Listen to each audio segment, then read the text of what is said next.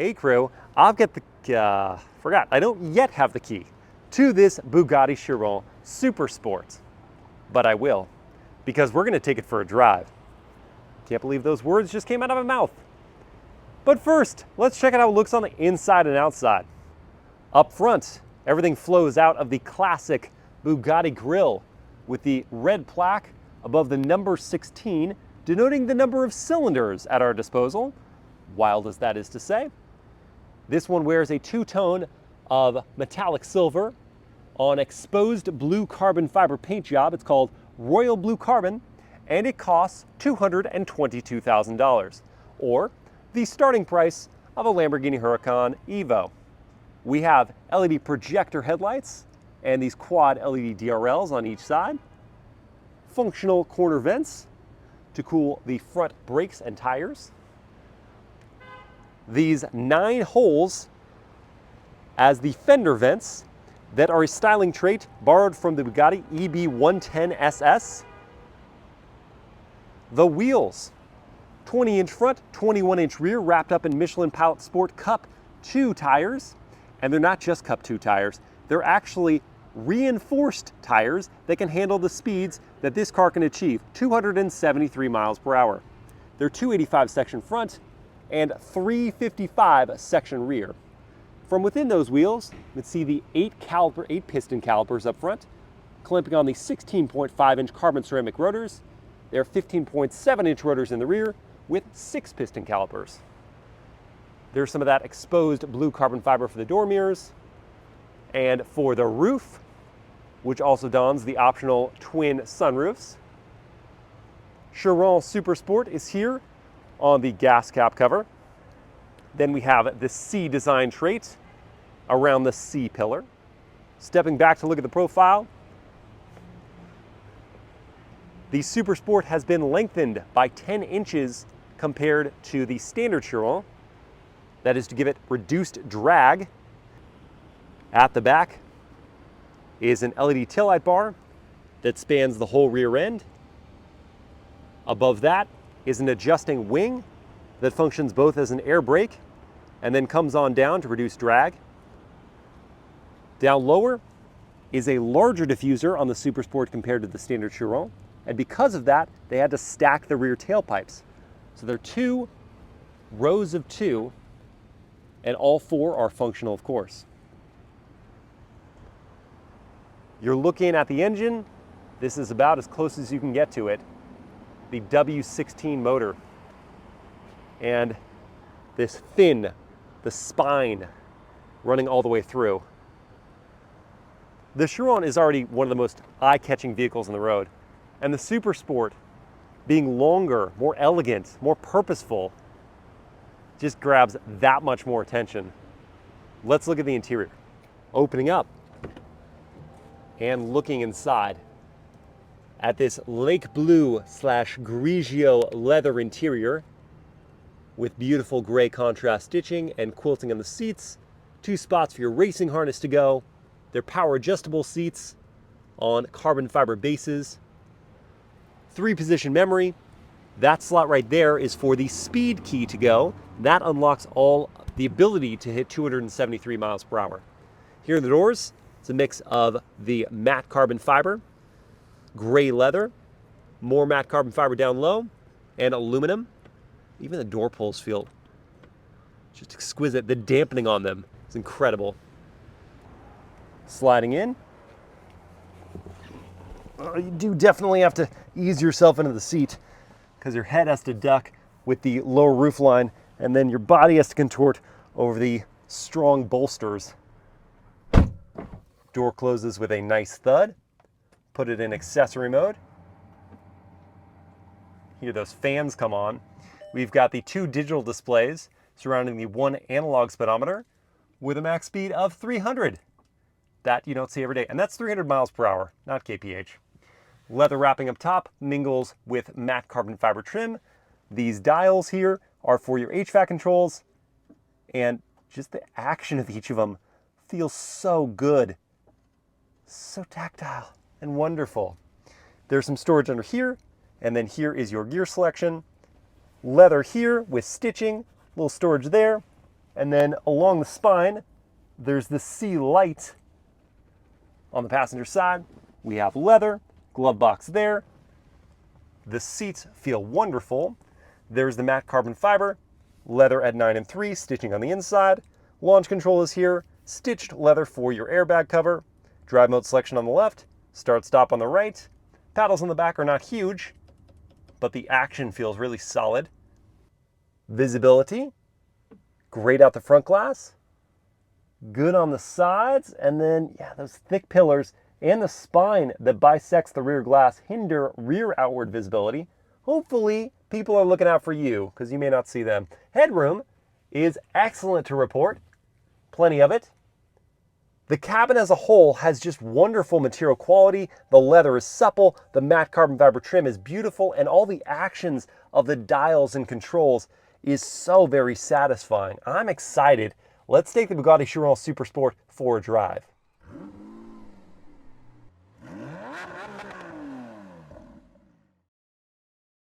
All right, let's fire it up.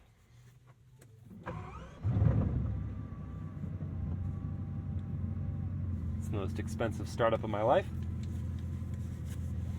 And I am joined by professional racing driver Jamie Morrow. Hi. Hi, Jamie. How's it going? It's going very well today. Good. Very, very well. We have EV, which is our kind of most usable mode. We have a lift mode where we lift the front of the car, which we will use today as well. And then we have Autobahn and handling.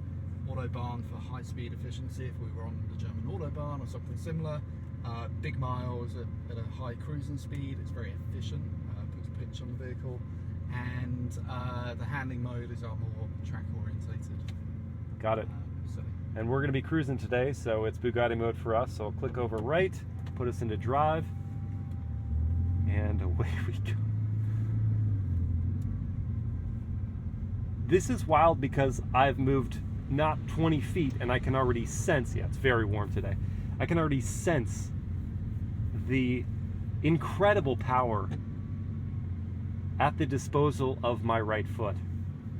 Just, I mean, we're talking breathing on the throttle. And it's like, let's go.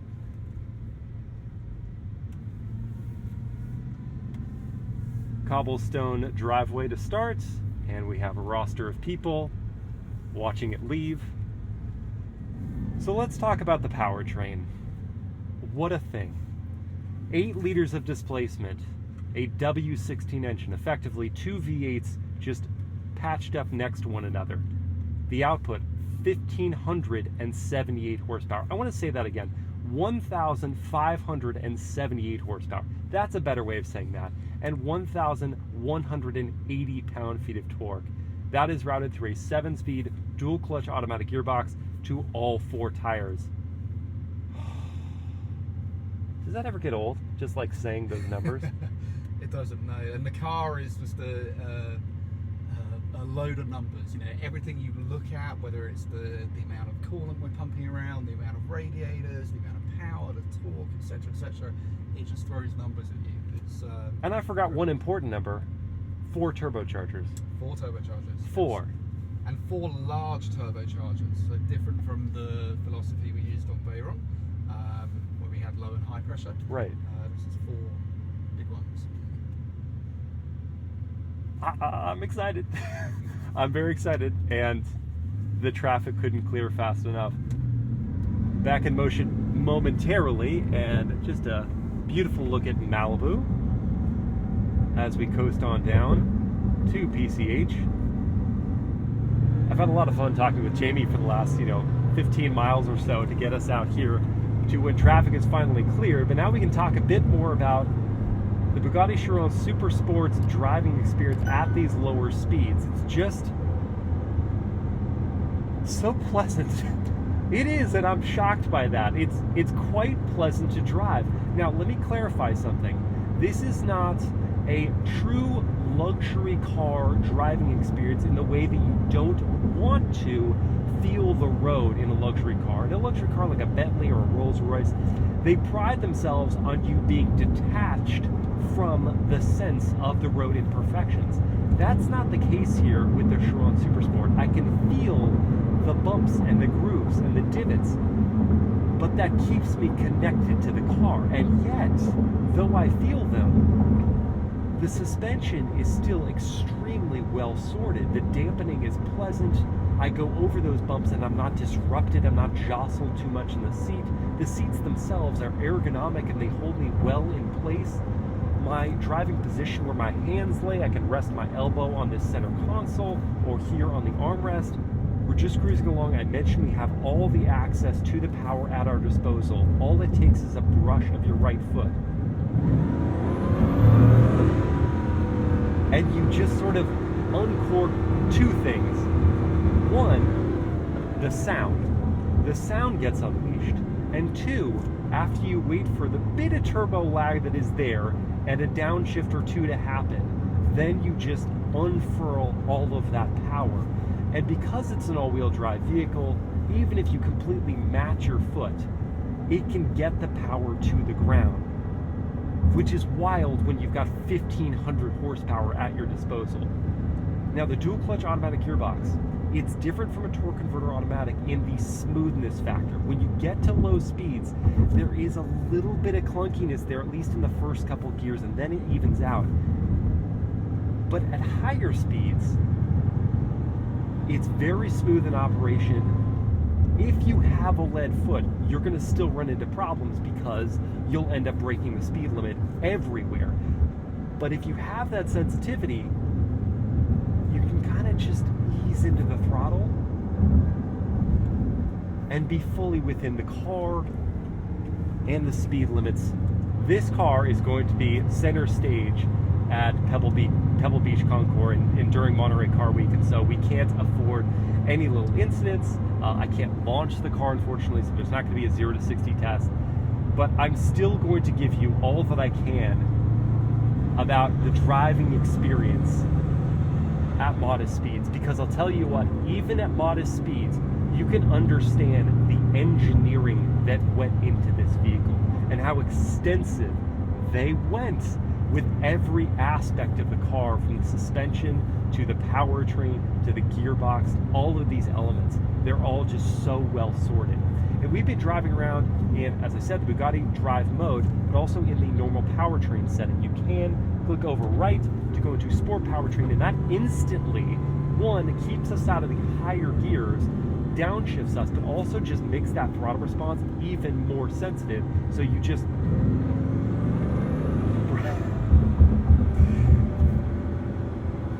I love the turbos. I love the sound of the turbochargers, the air intake, the blow-off valve.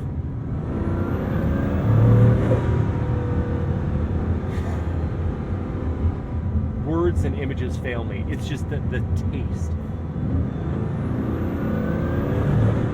And the G-force.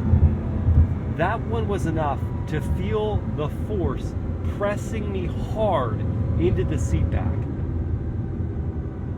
And like the taste, was delicious. I do love tunnels. Let's see if we can hear something.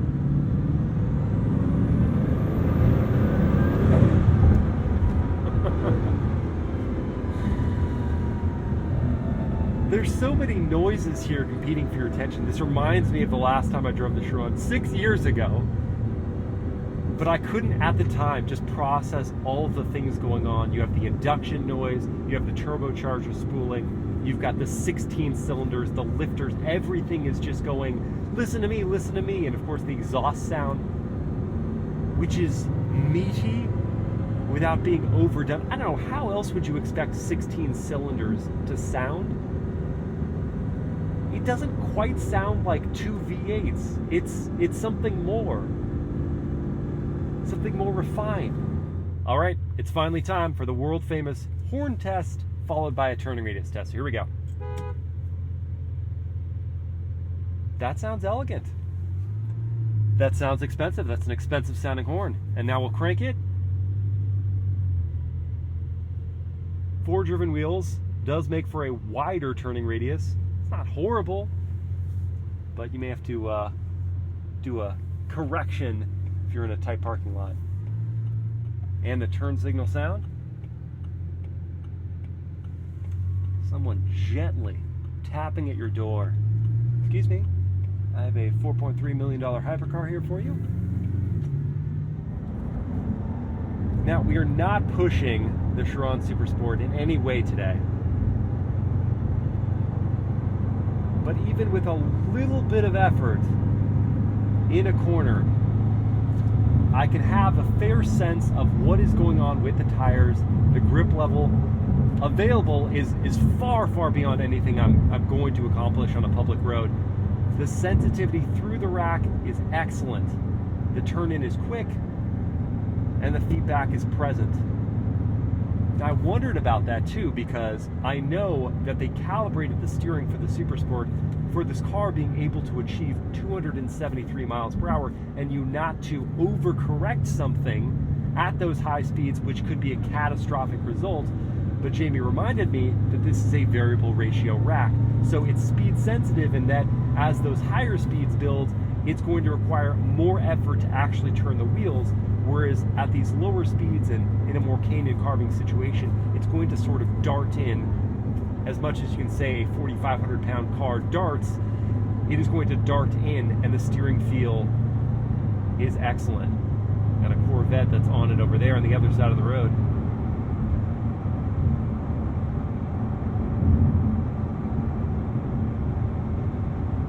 Not only the sensitivity, but the weight to the steering is just ideal. It is not over boosted in any way.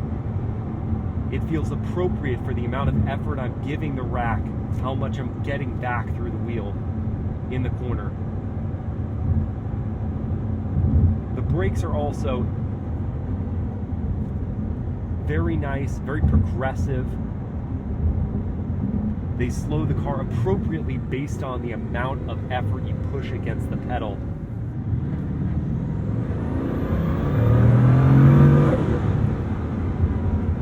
The blow-off noise is phenomenal.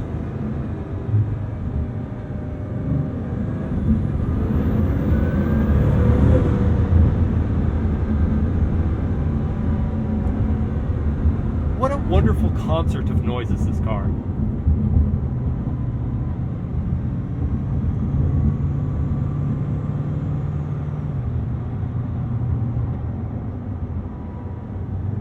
And I'll tell you what, it's 4,500 pounds, but because of the all-wheel drive system and because of how refined the powertrain and... Let's see if I can jump in front of this person. Can I? I said, could I jump in front of this person? Yes, I more than have the ability to.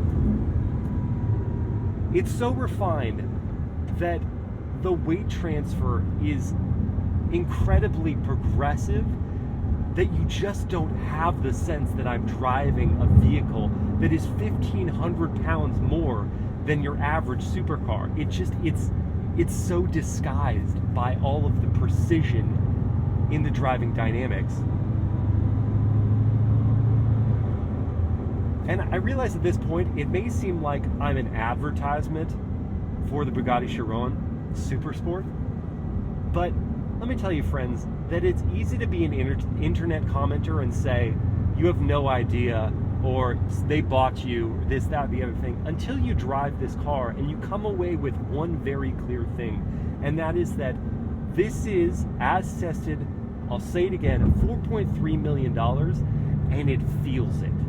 It feels it in the way the car drives. What I was saying to Jamie off camera earlier is that you drive a very, very good car, and then you hop in this, and you go, wow, was it something about that other very good car that was unfinished?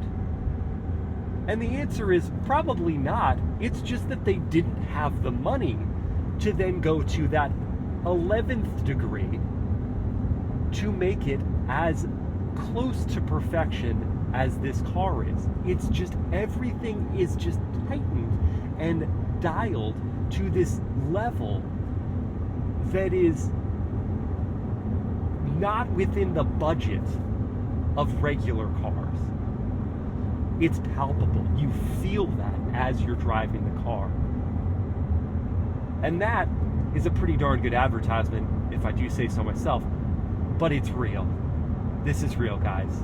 I'm driving this car and it feels as expensive as it costs.